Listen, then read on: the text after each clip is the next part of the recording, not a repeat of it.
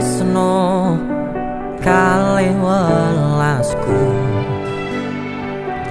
anane mung iki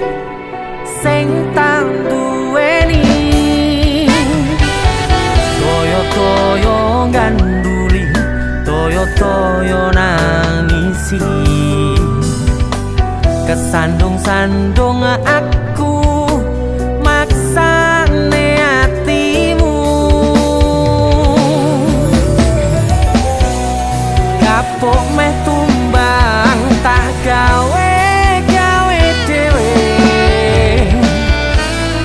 ra iso ngukur kurang kesadaranku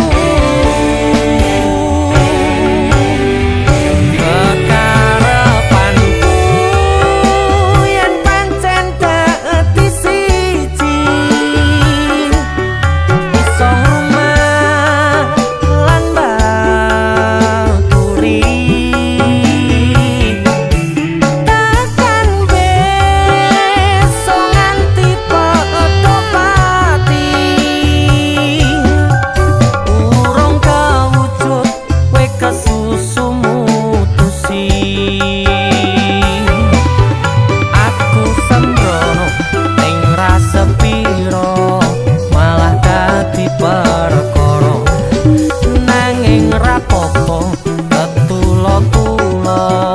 dadi tulisan kanggo crita tuwa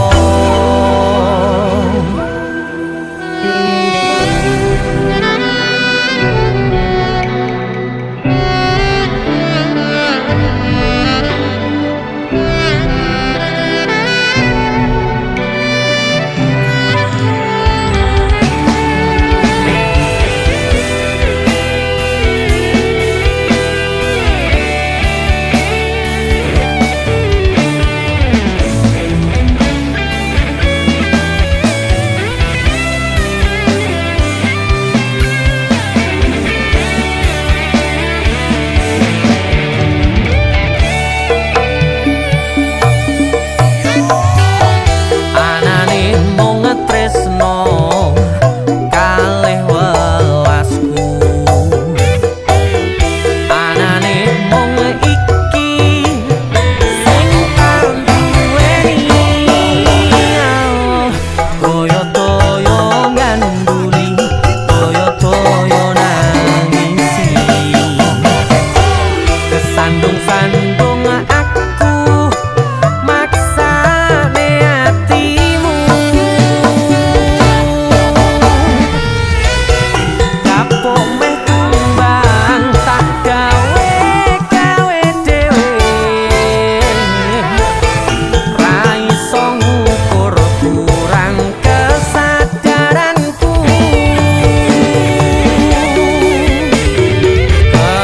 kekarepanku yen pancen dadi siji iso ngumat lan baturi takkan besok nganti poto pati urung kewujud kowe kesusu mutusi aku sembrono ning rasa piro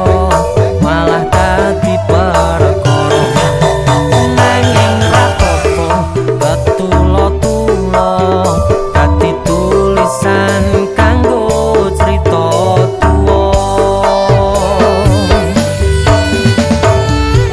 anane mung tresno kalih welas